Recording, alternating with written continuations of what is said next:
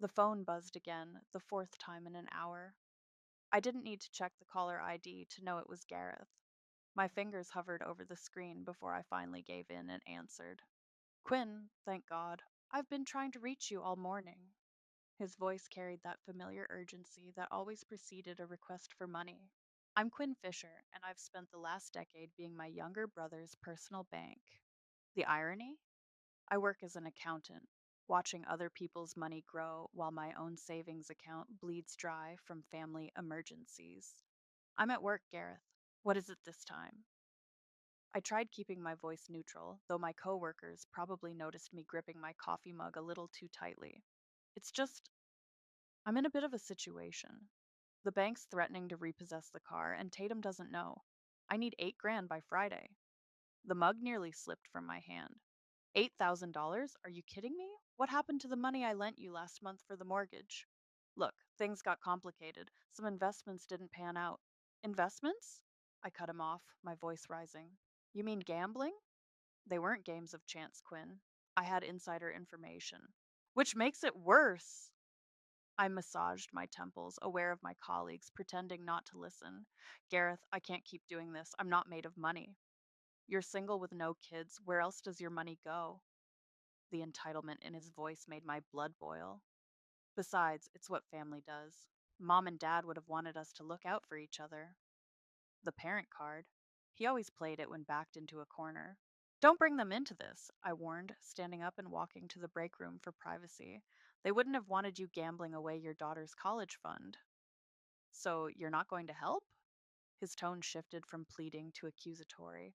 Real nice, Quinn. Real nice. You know what? This is why you're alone. You're nothing but a selfish spinster who cares more about her bank balance than her own family. The words hit like a physical blow. Before I could respond, he hung up. My phone buzzed again, this time with a text from Nicole. Lunch? You look like you could use a break. I glanced through the break room window to see my best friend waving from her desk across the office. Working at the same firm had its perks. 20 minutes later, we sat at our usual corner table at Mario's, where Nicole waited patiently for me to spill. $8,000, I finally said, stabbing at my salad. That's what he needs this time. Please tell me you're not considering it. Nicole leaned forward, her fork frozen midway to her mouth. I don't know what to do anymore. He's my brother, Nicole. If I don't help him, Tatum and the kids could end up homeless. And if you do help him, you'll be enabling him. Again. She set down her fork. How much have you given him over the years? I did the mental calculation and felt sick. Close to 90,000. Jesus Christ, Quinn. That's a down payment on a house. I know. I know. I pushed my plate away, appetite gone. But every time I try to say no, he brings up our parents or guilt trips me about being single and childless, like that somehow makes my money less valuable. He called you a selfish spinster, didn't he? Nicole's eyes narrowed at my expression. That little shit. You know what? Let him lose the car. Let him face consequences for once in his life. My phone buzzed again. Another text from Gareth. I'm sorry about what I said, but I really need your help. Please don't let me down. The worst part? I showed Nicole the text. He's not sorry about what he said. He's sorry he might not get the money. Then don't give it to him. Nicole reached across the table and squeezed my hand. You're not responsible for his bad decisions. But what about Tatum? The kids? Maybe it's time they knew the truth about their family's finances. Nicole checked her watch. We should head back. But Quinn, promise me you'll at least think about saying no this time. I nodded, but my mind was already racing through possibilities. The lakeside property our parents left us came to mind. Gareth's share was still in my name because he'd been too irresponsible to manage it. Maybe it was time to make some changes. As we walked back to the office, another text came through. I need an answer by tonight. Don't let your family down again. Something inside me snapped. For the first time in years, I felt a strange sense of clarity. Maybe it was time to show my dear brother exactly what letting family down looked like. That evening, I found myself digging through the filing cabinet in my home office, pulling out folders of receipts and bank statements. Each piece of paper told the same story: my brother's endless financial drain on my life. The doorbell rang, making me jump. I opened it to find Carmen, our old family friend and neighbor, holding a casserole dish. Thought you could use some dinner, she said, pushing past me into the kitchen. Nicole called, said you were having a rough day. I managed a weak smile. She shouldn't have bothered you. Nonsense. Carmen started pulling plates from my cupboard like she owned the place. Now sit down and tell me what that brother of yours has done this time. Over Carmen's famous lasagna, I recounted the day's events. She listened quietly, her expression growing darker with each detail. Remember when Gareth first came to you for money? She asked, refilling my wine glass. Right after your parents' funeral? $5,000, I said automatically. He said it was for Tatum's medical bills. And what was it really for? I pushed my food around the plate. Sports betting, I found out 6 months later when his bookie showed up at my door. Carmen set down her fork with a clang, and that time he swore he needed money for his daughter's braces. Poker tournament in Vegas. The memories were flooding back now. Or when he claimed his car was totaled. But it wasn't, was it? No. He'd sold it to cover other debts and needed money for a new one. I took a long sip of wine. God, I've been such an idiot. Not an idiot, Carmen corrected. Just someone who loves her brother too much for her own good. My phone buzzed again. Another text from Gareth. Still waiting for an answer. The bank needs the money by Friday. Carmen read the message over my shoulder and snorted. The bank or his bookie? Does it matter anymore? I stood up and started pacing. He's never going to change, not as long as I'm his safety net. So remove the net. I stopped pacing. What? Remove the net, Carmen repeated. Let him fall. Sometimes hitting rock bottom is the only way people learn to climb. I resumed my pacing, but slower now. He'll hate me. He already takes advantage of you. What's worse? Before I could answer, my heel caught on the corner of an old box, sending papers scattering across the floor. As I bent to collect them, a familiar blue folder caught my eye. The lake house deed, I whispered, pulling it out. Carmen leaned forward. The property your parents left you both? Yes, but I flipped through the documents, my hands shaking. They put it in my name because Gareth was going through his divorce from his first wife. We were supposed to transfer his half once things settled, but you never did, Carmen finished, understanding dawning on her face. I stared at the papers, an idea forming. The property's worth at least 500,000, maybe more now. Enough to cover all his debts, Carmen said slowly. And then some? My phone buzzed again. Quinn, answer me. Don't be selfish. Something cold and hard settled in my chest. You know what's funny? He's never once thanked me. Not really. It's always been about what I owe him, what I should do as family. Carmen watched me carefully. And what do you think you should do? I picked up my phone and opened my contacts, scrolling until I found Dante, the real estate agent who'd helped me buy my condo. Quinn? Carmen's voice held a note of concern. I'm doing what family does, I said, pressing the call button. I'm looking out for him. One last time. Dante answered on the second ring. Quinn, long time no hear. Hi, Dante. Remember that lakefront property I mentioned a while back? I think I'm ready to sell. There was a pause on the other end. The whole property? Both shares? Yes, I said, my voice stronger than I expected. All of it. Well, actually, Dante's voice took on an excited edge. I might have a buyer already interested. Developer's been eyeing that area for months. I caught Carmen's eye, saw her slight nod of approval. Perfect, I said. How quickly can we make this happen? If you're serious, we could have papers drawn up by Friday. Friday? The same day Gareth needed the money. The universe had a sense of humor after all. Let's do it, I said, ignoring the way my hands trembled. Send me the paperwork tomorrow. After hanging up, I finally replied to Gareth's text. Don't worry, I'll have your money by Friday. Carmen stood up, gathering her dishes. You know there's no going back from this, right?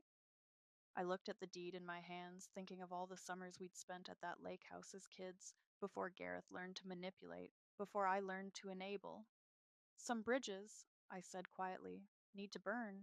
The next morning, I met Nicole and her brother Adam at our usual coffee spot before work. I needed level heads to talk me through what I was about to do. You're actually going to sell it? Nicole leaned forward, her cappuccino forgotten. The whole property? Already in motion. I pulled out the preliminary paperwork Dante had emailed. The developer is offering 600,000. Adam whistled low. That's a lot of burning bridges. More like nuclear warfare, Nicole added, scanning the documents. Gareth's going to lose his mind when he finds out. He lost his mind years ago, I said, taking back the papers, along with about 90,000 of my dollars. A text buzzed through. Gareth again. Got the bank breathing down my neck. You said you'd have the money by Friday? I showed them the message. Adam's expression darkened. Does he ever ask how you are? Or is it always about money? Take a wild guess. I typed back a quick working on it before putting my phone away. Have you thought about Tatum? Nicole asked carefully. She has no idea about any of this, does she? The guilt I'd been suppressing bubbled up.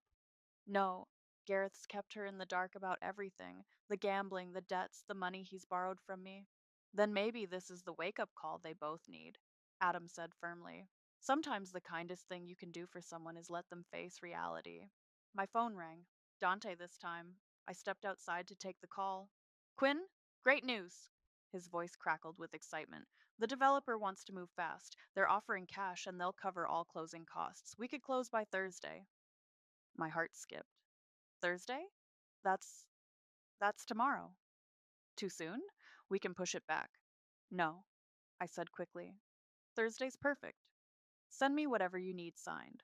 Back inside, Nicole and Adam were deep in conversation, but fell silent when I returned. What? I asked, noting their expressions. Adam had an idea, Nicole said slowly, about what to do with the money after paying off Gareth's debts. Adam cleared his throat. You should invest the rest. For your future. No more sacrificing everything for someone who gives nothing back. He's family, I said automatically, then caught myself. God listened to me. Still making excuses. Old habits, Nicole said gently. But maybe it's time for new ones. My phone buzzed again, this time a text from Tatum. Quinn, is everything okay? Gareth's been acting strange, says you're helping with some financial stuff. I showed the others. What do I even say to that? Nothing yet, Adam advised. Let things play out. She needs to hear the truth from her husband, not her sister in law. Speaking of truth, Nicole added, you should probably warn Carmen. She's still their neighbor at the lake house, right? I nodded, already pulling up Carmen's number. She answered immediately. The developer just made an offer, I said without preamble. We're closing tomorrow. A long pause. That fast? Is it too fast? No, she said firmly. Quick and clean, like ripping off a band aid. But Quinn, I saw Tatum at the lake house yesterday. She was talking about their summer plans. My stomach lurched. They don't know they won't have access anymore. No, they don't. Carmen's voice softened. Are you sure about this? Before I could answer, Dante called again. Quinn, the developer's lawyer just sent over the final contracts. I'm emailing them now. Once you sign, there's no going back. I looked at Nicole and Adam, saw their encouraging nods. Send them through, I said, my voice steady. I'll sign them right away. After hanging up, I checked my email. There it was, the document that would change everything. My finger hovered over the download button. You know what this means, right? Adam said quietly. Once you sign, you're not just selling a property, you're forcing Gareth to face every choice he's ever made. And every choice I've enabled him to make, I added, clicking download. Maybe it's time we both faced some hard truths. Nicole squeezed my hand. Want us to stay while you sign? I shook my head. No, this is something I need to do alone. As they left, my phone lit up with one final text from Gareth. Thanks for coming through, sis. I knew I could count on you. I stared at the message, then at the contracts waiting for my signature. With steady hands, I picked up my pen. Sometimes being counted on meant doing the hard thing, not the easy one. You're welcome, little brother, I whispered and began to sign. The closing meeting felt surreal. I sat in Dante's office, watching as the developer's representative slid check after check across the polished conference table. One for the property, one for the furnishings, even one for leaving the boat in the boathouse. Just need your final signature here, Dante said, pointing to the last line. And it's done. My hand trembled slightly as I signed. $625,000. The property had been worth even more than we'd thought. Congratulations, the developer's rep said, standing to shake my hand. We'll begin construction next month. Construction. They were going to tear down our childhood home and build luxury condos.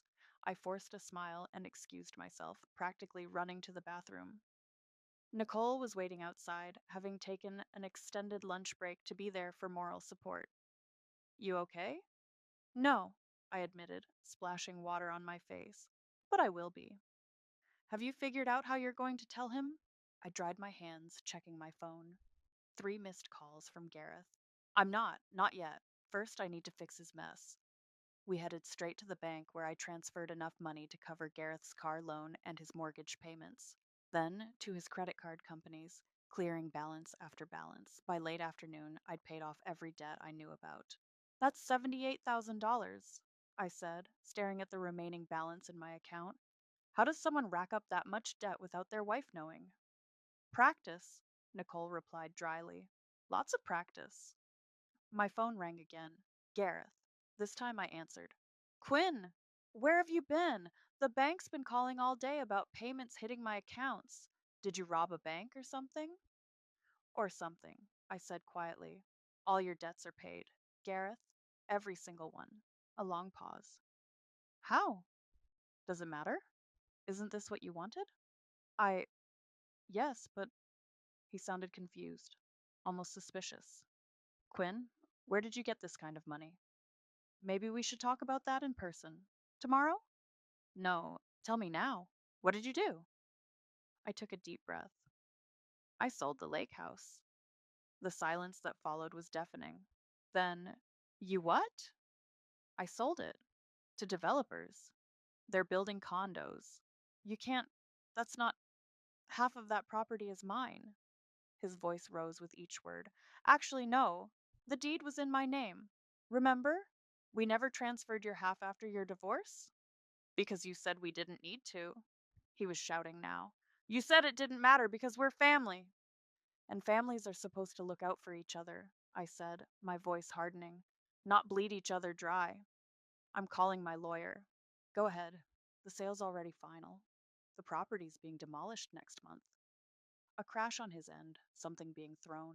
You vindictive bitch. Does Tatum know? The kids? We were supposed to spend the summer there. Maybe you should have thought about that before gambling away their college fund. Another crash. I'm coming over. No, you're not. I surprised myself with how calm I sounded. We'll talk tomorrow when you've had time to process this. Process this? Process this? You just sold our family home. And you just lost it, I said quietly. Funny how consequences work, isn't it? I hung up before he could respond. My hands were shaking, but not from fear. For the first time in years, I felt free. Nicole touched my arm. You okay? No. I laughed, a slightly hysterical sound. But I think I will be. My phone started buzzing with texts. From Tatum. What's going on? Gareth's freaking out about the lake house. From Carmen. He just peeled out of his driveway like a madman. Want me to come over? From Adam. Nicole told me. Stay at our place tonight if you need to. Come on, Nicole said, taking my arm. Let's get you home. Adam's ordering pizza and we're having a sleepover. I should face him. Not tonight, she said firmly. Tonight you need to process what you've done. Tomorrow's soon enough for the fallout. As we drove to her place, I got one final text from Gareth. Hope you're happy. You've destroyed this family. I stared at the message for a long moment before typing back. No, Gareth, you did that all on your own. I just stopped helping you hide it. Then I turned off my phone. Tomorrow would bring what it would bring, but for tonight, I'd done what needed to be done. The money was gone, the debts were paid, and the lake house. Well, sometimes you had to burn down the past to build a better future, even if that future came with luxury condos. The pounding on my front door started at 7 a.m. sharp. I'd barely gotten home from Nicole's, hadn't even made coffee yet. Open the damn door, Quinn! Gareth's voice carried through the wood. I know you're in there. I took a deep breath and opened it. Gareth burst in, Tatum right behind him. His eyes were bloodshot, his clothes rumpled like he hadn't slept. Tatum looked shell-shocked, clutching her purse like a shield. Tell her, Gareth demanded, gesturing wildly at his wife. Tell her what you did. I met Tatum's confused gaze. I sold the lake house. You had no right. Gareth slammed his fist against my wall. That property was half mine. Was it? I walked to my desk, pulled out a folder. Because these bank statements say otherwise, would you like to explain them to Tatum? Tatum stepped forward hesitantly. What bank statements? Don't, Gareth warned me. No, I think it's time. I handed Tatum the folder. Every loan, every bailout, every time your husband came to me for money over the past 10 years, nearly $90,000 in total. Tatum's hands trembled as she flipped through the pages. This can't be right. We're not we don't have these debts anymore. Gareth cut in, because Quinn sold our family property without consulting anyone. Your gambling debts, I corrected. Your credit card debt, your car loans. Tatum's head snapped up. Gambling? It wasn't gambling, Gareth protested. They were investments. Sports betting is not investing. I pulled out more papers. Neither is poker or online casinos or whatever else you've been hiding from your wife. Tatum sank onto my couch, still clutching the statements. The kids' college fund. You said it was in a special high yield account. Tatum, Gareth started, did you gamble away our children's future? Her voice was barely a whisper. The silence was answer enough. I paid it all off, I said quietly. Every debt, every loan. He's starting fresh. With money you stole from me, Gareth shouted. Money I protected from you, I shot back. What would you have done with your half, Gareth? Bet it on the next big game? The next sure thing? That's not. Then what was your plan? I stepped closer. Because the bank was about to repossess your car. Your mortgage was 3 months behind. Your credit cards were maxed out. What exactly was your plan? I would have figured something out. Like you always do. Tatum's voice cut through our argument. By going to your sister? By lying to me? She stood up suddenly, swaying slightly. Gareth reached for her, but she jerked away. Don't touch me. She pressed her hand to her forehead. I think I'm going to be. She didn't finish the sentence before her eyes rolled back and she crumpled. Gareth caught her before she hit the floor. Tatum? Baby? He lowered her to the couch, patting her cheeks. Wake up! I was already dialing 911 when her eyes fluttered open. I'm fine, she mumbled, trying to sit up. Just overwhelmed. The paramedics are on their way, I said, hanging up. I said I'm fine. But she looked anything but fine, her face ashen. You're getting checked out, Gareth insisted, his anger temporarily forgotten in concern for his wife. We sat in tense silence until the paramedics arrived. As they checked Tatum's vitals, my phone buzzed with a text from Carmen. Saw the ambulance. Everyone okay? Tatum fainted. I typed back. Being checked now. Low blood pressure, one paramedic announced. Probably stress induced, but we should take her in for observation, just to be safe. As they helped Tatum onto the stretcher, she grabbed my hand. The lake house? It's really gone? I nodded. I'm sorry. I know you loved it there. Not as much as I loved believing my husband was honest with me. She let go, allowing the paramedics to wheel her out. Gareth followed, then turned at the door. This isn't over. Yes, it is. I met his gaze steadily. The money's gone, the property's sold, and your wife finally knows the truth. It's over, Gareth. You just don't know how to stop. You've ruined everything. No, I said softly. I just stopped letting you ruin me. He slammed the door so hard my windows rattled. Through them, I watched the ambulance pull away, Gareth's car following close behind. My phone buzzed again, Nicole this time. Just heard from Adam.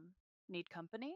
I stared at the scattered papers, the evidence of a decade of enabling, of a lifetime of manipulation. No, I replied. I think I need to be alone right now.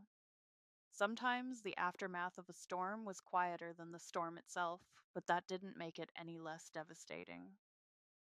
3 days after Tatum's collapse, I sat in my garden, pulling weeds with perhaps more force than necessary. My phone had been suspiciously quiet. No calls from Gareth, no texts from Tatum. Just silence. You're going to kill those poor plants. Carmen's voice came from over the fence. She held up a bottle of wine. Need a break?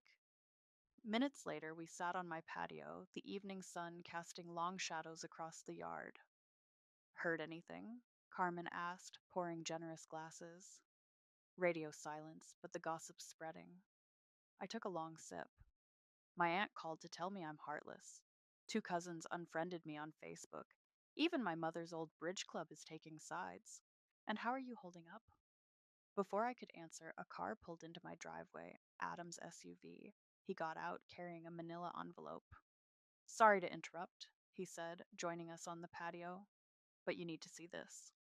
He pulled out a newspaper, our local weekly. There, in the business section, was a photo of the lake house with the headline, Historic Lakefront Property to Become Luxury Development. It's not the article you need to see, Adam said, flipping to the classifieds. Look. There, in the employment section, was a small notice. Position terminated. Gareth Fisher, Senior Account Manager. My stomach dropped. He lost his job. Apparently, the gambling wasn't just personal. Adam said quietly. He was placing bets from his work computer, using company time, company resources. Oh, God. I set down my wine glass before I could drop it. Did they press charges? No, but they're not giving him references either. He's basically unemployable in his field now. Carmen reached for the paper. Does Tatum know? She's staying with her sister, Adam said, taking some time to process everything, according to Nicole. My phone buzzed. Speak of the devil. A text from Tatum. Can we talk? Alone? She wants to meet, I told them, showing the message. Are you going to? Carmen asked. I have to. I typed back a quick response, suggesting a coffee shop downtown. Want backup? Adam offered. I shook my head. This is between us. An hour later, I sat in the coffee shop, watching Tatum approach through the window. She looked tired, older somehow, like the past few days had aged her years. Thanks for meeting me, she said, sliding into the seat across from me. I ordered your usual. We sat in awkward silence until our drinks arrived. I found more statements, she finally said, pulling papers from her bag. Hidden in his golf bag. Credit cards I didn't know existed. Loans from people I've never heard of.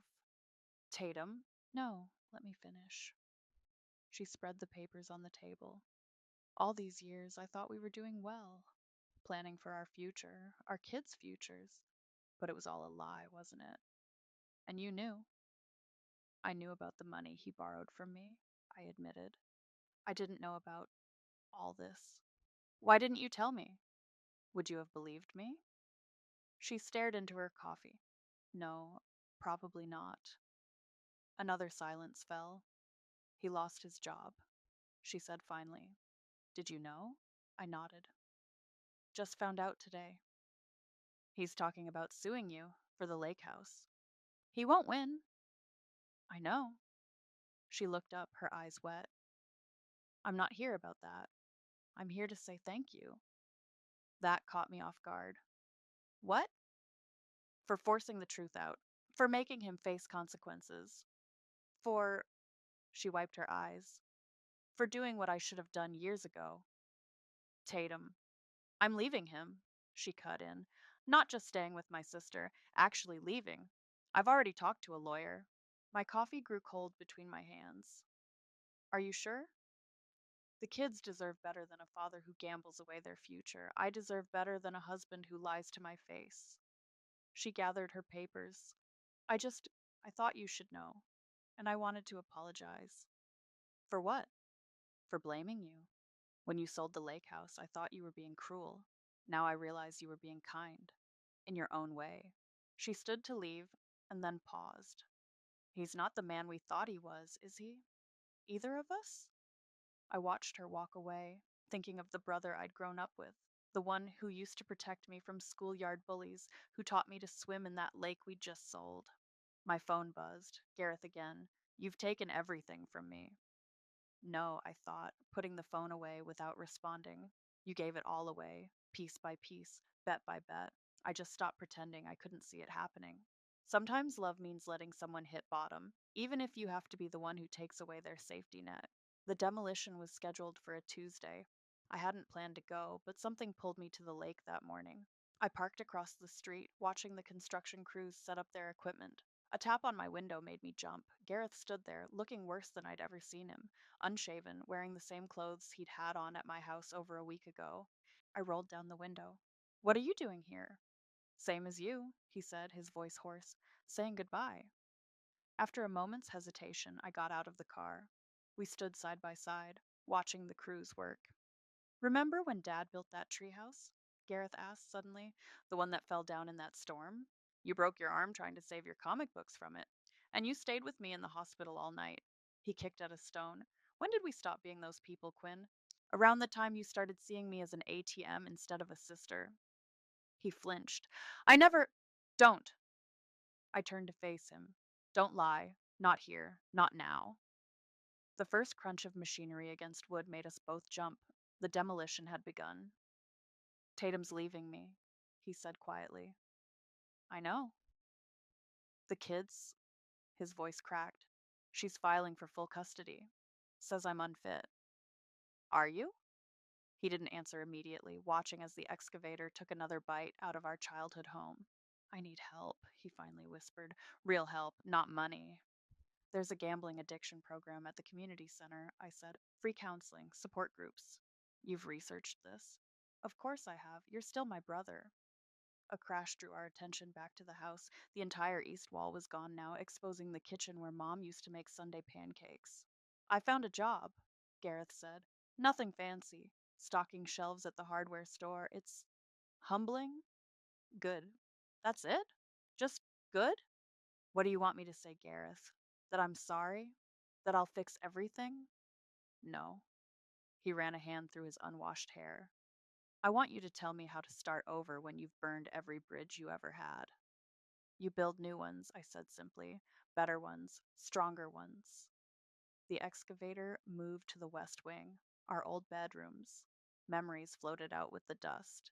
Midnight conversations through the wall, secret candy stashes, shared nightmares and dreams. I've been horrible to you, Gareth said suddenly. All these years, taking and taking. And then I called you.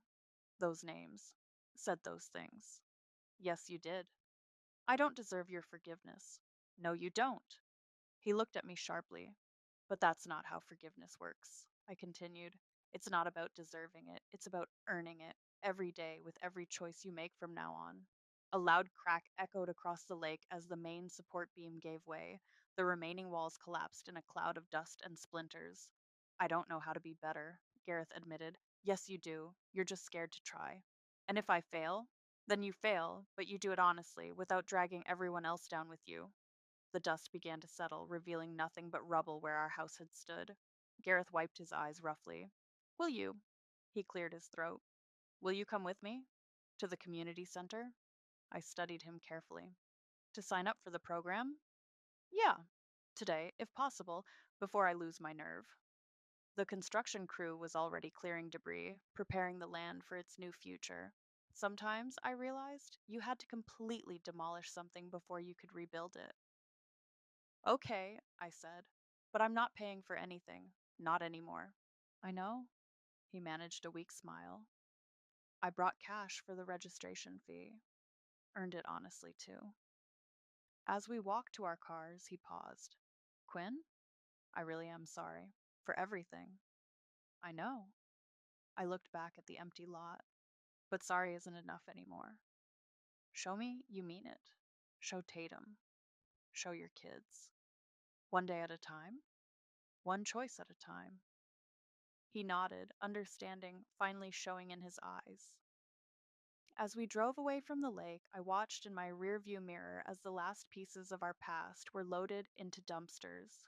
My phone buzzed, a text from Nicole. Everything okay? No, I typed back. But maybe, someday, it will be. Sometimes the hardest part of helping someone isn't the help itself. It's knowing when to stop helping so they can finally help themselves. The autumn breeze carried the scent of coffee and fresh pastries as I sat at the outdoor cafe, watching people hurry past. Nicole slid into the chair across from me, dropping a thick envelope on the table. The final paperwork from the developer, she said. All done. The condos are officially not your problem anymore. I picked up the envelope but didn't open it. Have you driven by recently? Yesterday. The foundation's already going in. She studied my face. Having regrets?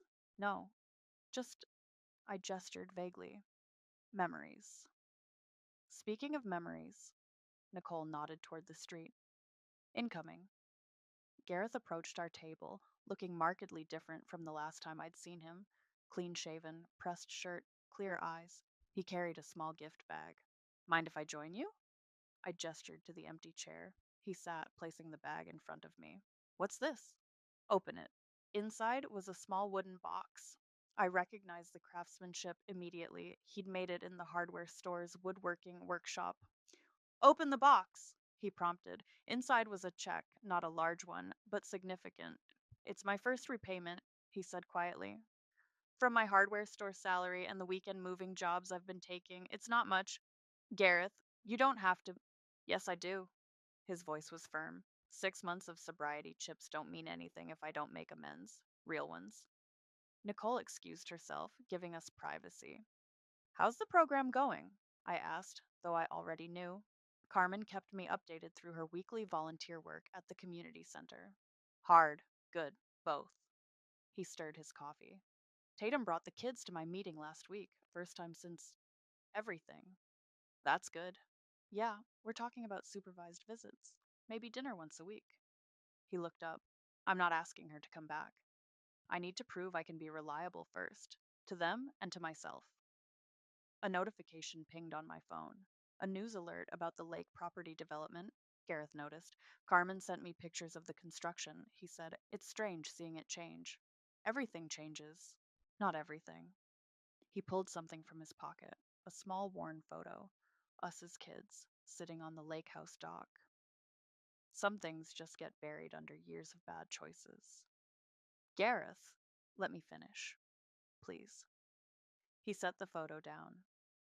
I've been talking about you in my meetings, about how you enabled me by always being there with money, but also how you saved me by finally saying no.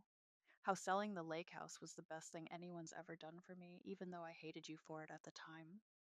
And now? Now I understand that rock bottom has a purpose. It shows you what's real, what matters. He pushed the photo toward me. I found this while packing up my old office. Thought you might want it. I picked up the photo, remembering that day. Mom had just taught me to fish. Dad had promised Gareth he could drive the boat next summer. Keep it, I said, sliding it back. Put it somewhere you can see it every day. Remember who we were, who we can be again. You think we can? I think we're already starting to. My phone buzzed, a text from Carmen. Gareth's 6 month sobriety celebration tonight. You coming? I showed him the message. You don't have to, he said quickly. I know things are still. What time? He blinked. 7. At the center. I'll be there. He stood, emotion flickering across his face. Quinn, I know. I managed a small smile. Me too. After he left, Nicole returned. You okay? Getting there.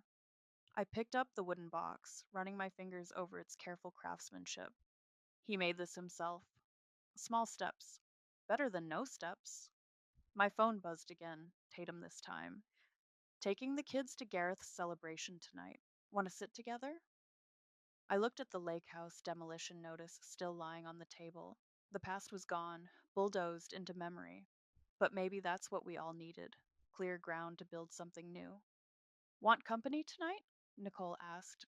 Actually, I said, typing a response to Tatum, I think I need to do this one with family. Because that's the thing about family. Real family. It's not about keeping score or holding grudges. It's about being there when someone's trying to rebuild, even if you're the one who had to tear everything down first. I picked up the wooden box, feeling its weight. Sometimes the heaviest things we carry aren't burdens at all. They're the first steps towards something better.